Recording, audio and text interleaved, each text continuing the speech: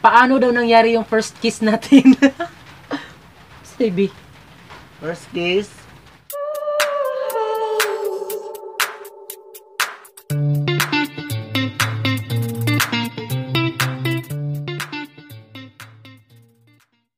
Hi mga ka-love! Ako pa pala si Ulysses, ang bait ng kiat pero dili igat. Ako din si Francis, ang wa pero dili oso. And we are the Friendly Love Team! At kung bago ka pa lang sa aming channel, don't forget to subscribe! So ayan mga ka-love, for today's vlog is meron kaming vlog! Vlog! Ayan, vlog nga. So ayan, malakas yung ulan dito mga kalab. So ayan, kung meron na, kung may naririnig ba kayo diyang mga maliliit na ganyan, ulan po yan. So sorry po sa mga background namin. Ayan! So for today's vlog mga kalab is Q&A. Meron kasi kaming fans na nag-message sa amin. Tapos marami siyang katanungan sa amin. So sinabi ko na lang sa kanya, what if gagawa na lang siya ng mga question tapos i-vlog namin siya. Isang tao lang na nag-chat sa akin pero marami sila. Kasi kine-question nila na ito po, question ni ano, question yan. Pero isang tao lang nag-chat sa akin. So ayan, ito nga naisipan ko. So naisipan ko na gagawa na lang ng Q&A vlogs dito sa channel namin. Ayan, Usuga Datubi. So ito na, mga ka-love. So it's all about naman sa relationship namin. So ayan, just keep watching! So, first question. Paano nyo po napapanatili ang apoy ng inyong pagmamahal? Simple lang naman talaga. Actually, sa relasyon talaga dapat kung pareho kayong hyper, kasi sa relasyon hindi talaga mawawala yung palagi kayong nag-aaway. O ayan, so dapat nandun yung paglalambing, tapos parang gano'n, no? Parang ganito. So ayun mga ka-love, yun nga, na mag-work yung relationship nyo. Kasi di ba kayo mismo dalawa yung makakapagtayo ng relasyon nyo. Kasi di ba nasa inyo duha, sa pagbuot nga, magsinaptanay mo duha, naranas sa inyo ha, di na para sa uban, nga magsinaptanay mo, nga dili mo pero may magkuha, nasa inyo, naragi na sa inyo ha. Kanapod man ako. So ayun nga yung sinabi ni Francis, paano mag-aapoy, ayan, parang apoy talaga na sa gasol, parang ganyan. So yun nga yung sinabi ko, kayong dalawa lang talaga yung makaka-beld English. Kayo talaga yung mismo yung magkakaintindi para naman mag-work yung relasyon nyo. Dapat kung may away, dapat pag-usapan nyo lang. Kasi marami na rin kami pinagdaanan ng mga away. Pero, yan nga, dahil mahal namin yung isa't isa, so, nagkakaintindihan kami. So, ayan, nagkakaintindihan kami. So, dapat talaga sa relasyon talaga ay kung may high pride, may low pride. Yan ba yan?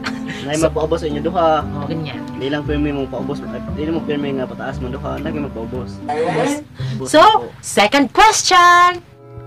Ano po ang may papayo nyo sa mga baklang napapa-inspired, napapasaya ninyo at mga baklang gustong magka-jowa?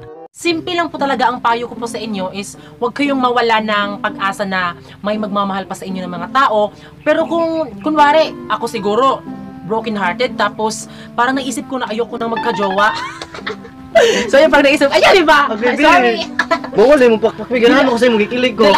Okay, bawal sabi, wait! Ayan, nakakapoy na yung mukha ko. So, ayan yung sinabi ko. Kunwari ako yung broken-hearted tapos talaga hindi naman talaga tayo makaka-move on. Hindi ka makaka-move on kung lalo mo siyang iniisip. Pero, ganyan naman talaga, di ba? Yung pag-move on, hindi lang madali gawin. So, kung broken-hearted ka, pero wag mong lahatin yung lahat ng lalaki o babae kasi yung lalaki at babae, tomboy o bakla, may isa-isa din niyang para-paraan kung paano kanila mahalin. So, ayan, kung ikaw mga nasa edad ka na 40 plus, 50 plus, ganyan, huwag kang mawala ng pag-asa kasi nga, di ba, yung pagmamahal, yung totoong pagmamahal, hindi lang nakikita sa kagandahan. Kasi yung mga tao talaga na nagmamahal talaga ng totoo talaga, is naghahanap dyan sila sa mga ugali. Pero syempre naman talaga, unang-una sa mukha. Pero kagaya ko, di ba, yung mukha ko hindi masyadong maganda, ang pangit-pangit. Pero ayan, di ba, pinapakitaan ko si Francis ng magandang asal sa kanyang pamilya. So, ayan, kaya siya na-inlove sa akin. So, yan yung may papayo ko sa inyo na huwag kayong mawala ng pag-asa. Lahat ng tao magkakaroon ng may minamahal. Basta maghintay ka lang kasi darating ang oras or ang time o ang panahon na magkakaroon ka rin. Ayan. Basta huwag kayong mawala ng pag-asa. Kagaya ko nga, di ba? Hindi ako nawala ng pag-asa. So, ayan, dumating na siya sa buhay ko. Ayan. Oh, third question. Kung ulam po si Kuya Francis, anong ulam siya? Oh my God, yung katanungan mo is very, yeah. So, kung ulam si Francis, anong ulam siya? Siguro, maikukumpara ko siya sa karning baboy. Ayan. Naikukumpara ko siya sa karning baboy kasi nga, di ba, kapag nakakita tayo ng baboy na ang sarap kainin, sobrang nakakatakam-takam ka na talaga. Tapos, langhap sarap na talaga. So, ayan yung nakikita ko kay Francis kapag nakikita ko siya. Wow, yummy! Ulam! Nam-nam! So, ayan. Kasi napakasarap yung mahalin. Bilang isang bakla, anong pakiramdam na may nagmamahal sa iyong tunay? Bilang isang bakla na may nagmamahal sa akin na kagaya sa kanya. Alam mo yung feeling na, alam mo namang bakla ka, pero alam mo talaga sa sarili mo na may nagmamahal sa yung lalaki na trinato ka talaga na parang babae. Syempre ako, hindi ko na tinatato yung sarili ko na bakla talaga. Parang tinatrato ko na yung ugali ko na para ako isang babae. I'm very happy talaga, ayan. Masaya ako dahil tinuring niya ako na parang babae talaga kahit hindi naman, sasabi na nga ng iba. So, ayun nga, sobrang napakasarap po sa pakiramdam. Hindi lang po ako ang nakaramdam na totoong pagmamahal ng isang lalaki, kundi yung parents ko po, lalo na po yung mama ko, ayan. So, ayan, proud siya na nagkaroon ako ng lalaki na mabait, gentleman, si mama na nagsabi ng gano'n. Gentleman? So, ayan. Gentleman. So, ayan nga mga kalab, syempre talaga mga kalab, very thankful ako kasi nga diba, pinipray ko palagi kay God na magkaroon ako ng jowa ng ganito. Tapos hindi ko in-expect ang gwapong-gwapo pa binigay ni Lord. Thank you, Lord! Wapo man daw. So, ayun nga mga kalab, napakaswerte ko kasi diba, sa libu-libong mga LGBTQ is isa ako sa nabigyan ng napakasarap na relasyon at ni isa talaga, hindi talaga ako naghihinayang na kung bakit ako pumasok sa ganitong relasyon. So, ayan, napakasarap. Parang nasa katawan ka talaga ng isang babae, ayan, sa pagmamahal ng babae, ayan. So, ayan, next question. Dito sa aming lugar, maraming lalaki ang hindi seryoso sa mga bakla. Ang katanungan po ni Lois Solon, ano po bang ugali na nagustuhan ni Kuya Francis sa'yo? Kung bakit buong buhay kanyang pinaglalaban kahit bakla ka? Wow, ang ganda naman ng katanungan mo. So, syempre naman, diba? So, hindi ko masasabi kung saan siya kagusto sa akin, kung ano ba, saan ba banda, dito ba, dito ba, dito ba, dito ba, dito ba, sa hair ko, kung dyan ba siya na in love. So, ayan, si Francis mismo yung tatanungin natin. So, ayan, be. So, unsa man? Sa kuan? Ugali. So, sa ugali ba daw? Saan banda ka naging? Unsay? Ano na ilab ka sa ako, ah? Nagustuhan mo ganun ko sa kining dili siya nasa iya ta dili ba para sa uban bitaw Sa- bay bitaw nga. Nasa? Dili para sa uban bay bitaw nga. Bait. Dili tanan sa kuan ba nga para sa uban nga kuan nga. Buutan mo gid siya kay. Isa ka nang Ay! hilig mo ligler ba? Bisag pangit ko ligler. Ay! Hapak ang naong ni mo. Mo kay nalapon ako sa mayo kay mo galing sakitan gyud ko mag-away-away mo. Char! Oh my G! Sana all! Di siya pareha sa uban. Nga. Di siya pareha sa uban nga igat. Nala kay ganahan mo ko siya kay buutan man. Noong gigugman ako siya. Dagan mag-ingon diha nga. First, ba daw ko nimo na uyab, mga bayot. Story Oo. sa ila. Sa tingin dito first pa na ako na uyab nga bayot. Pero first lagi puro bigatag ko sa Ginoo nga buutan. Siya gid ako na uyab nga bayot. Mayutay ba daw ka? Dili uy. Tingna. Uy dili basta makaingon mo nga. Explain dayon, dali. Basta makaingon mo sa ako nga mamayotay ko. Di ko mamayotay. Si bibir akong uyab kay buutan man. Salamat! Welcome. Aday. Okay, ilong. So, ayan mga kalap, ang haba ng hair ko! So, next question! Ayon kay Rochelle Escura, gaano po ba kasipag si Kuya Francis mag-alaga sa'yo?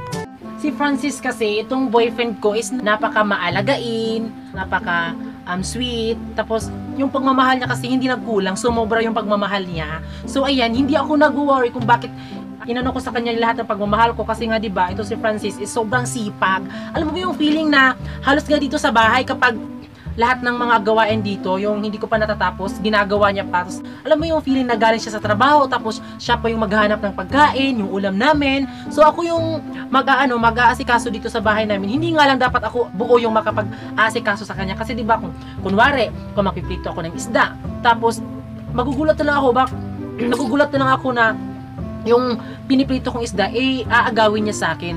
Sobrang masipag si Bibi kasi nga 'di ba, kahit nga hindi ako totoong babae, ginawa talaga ni Francis, pinapakita niya sa family ko, sa mismo sa mama ko na kaya niya akong buhayin, Kasi si Francis, ayaw niya magtrabaho ako kasi nga sinasabi niya palagi sa akin na kaya ko daw. Tapos siguro sabi niya, nahihiya siya sa parents ko baka kasi ayaw niya kasing ako yung bumuhay sa kanya. Gusto niya, siya yung buhay, ako yung buhayin niya. Ayan. So, sobrang sipag ni Francis. Basta swerte ako sa kanya. Sobrang sipag niya po. Basta sipag na sipag na sipag na sipag. Ipag? Ang dapat ipag. Next question. Ayon kay Kuya John Felmigi, sino po ba daw ang unang na love at first sight sa inyong dalawa? Ikaw o siya? Hindi ko alam. Dito siguro masusukat kung sino yung nalalove at first sight sa amin. So, ganyan.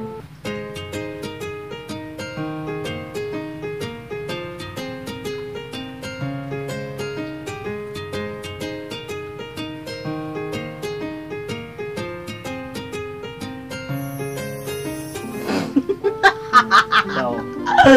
Ewan ko ba, bakit? Sino ba yun, Be? Ikaw gani. Siyempre, talaga ako. Uy, ba't pa tayo nagaganon, Be? Alam ko naman, di ba? So, ayan nga mga kalab, na love at first sight ako sa kanya. Kasi nga, di ba, gwapo talaga si Francis sa personal. So, ayan, na love at first sight ako sa kanya kasi sobrang gwapo niya din. Tapos sobrang matangos pa yung ilong. Ayan, kitang-kita naman, di ba? Ayan. So, ako yung unang na love at first sight sa kanya. Next question! Sino ang masipag magmahal sa inyong relasyon? Ikaw o siya? Ayon kay Kim Romeo. Sabi, di ba ikaw? Ay kita duha. Okay, Pareho man ta duha. Nga, explain. pareho may duha nga kuan. Nga pareho ra may kuan bitong nga. Love na ko siya, love ko niya. Pareho ra may ulay kuan. Sure. Ulay labo sa mo.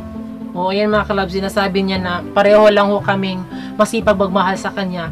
Kasi, mga kalab, masipag talaga kaming magmahal kasi nararamdaman namin sa isa't isa yung totoong pagmamahal talaga. So, ayan, yung totoong pagmamahal kasi na hinahangad ng karamihan, nafe-feel naming dalawa. So, ayan, kami dalawang masipag kaming magmahal. Ayan. True love! Love. Yay! Next question! At paano nangyari ang first kiss ninyo? Tanong ni Christian Vistan. Paano daw nangyari yung first kiss natin? Baby. First kiss. Na-in-love ko sa'yo ha. Ikisan ako sa Dario. Ah! Yung sa tang parang ganun no, parang ganun. Ayan. So, yun na mga kalab. Next question. Kilig ako eh. Sinong madalas magselos? Ayon kay Christian Pantoja. Ikaw! Ikaw! Ikaw! Ha, Ikaw pod. Ikaw po. Bakit? Ganira ka magsuko sa kuwa. Kay? O maglakaw ta, masuko ka nung naimutan o kay bait ako. Kasi nagpapakyut ka. Wala ko nagpa-cute, may pa-cute ko para sa imo ha.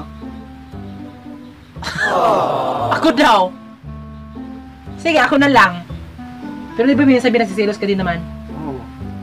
Nagsiselos siya kapag nakita niya na kasama ko yung mga friends ko, yung mga close friends ko. Ayan, doon siya nagsiselos. Kasi sinasabi niya sa akin na wala na daw siyang time sa akin. Minsan lang naman kami nakikita ng mga friends ko. Oo, kasi Diba? parehara man tabi na napo ko yung mga ko amigo ana. Nya. So ko mo po ka di parehara gud to duha be. Ikaw mo na nagbawal sa kuha. Di. Oh, nagbawal.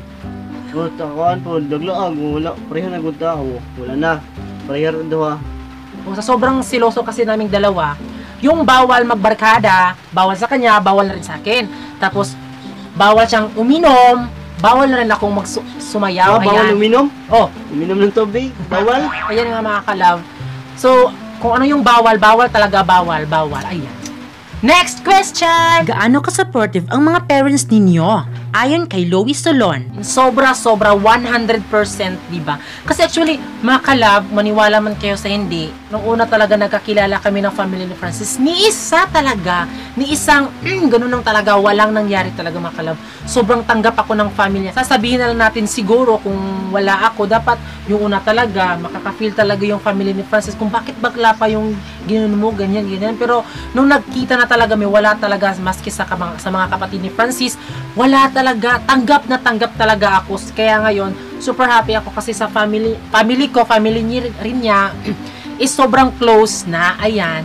at sobrang open na talaga kami, nafe-feel namin na supportive sila sa amin kasi yung sa mga vlog namin, ina-advise nila kami kung may nagbabash, sa mga may mga masasakit na salita dyan na binabato sa amin, ina-advise na nila kami. So yun, ito yung mama ni Francis, sumasabay rin siya sa pagva-vlog namin, tapos yung family ko din po. So lahat ng family talaga namin sobrang supportive talaga. Yan nga mga kalab.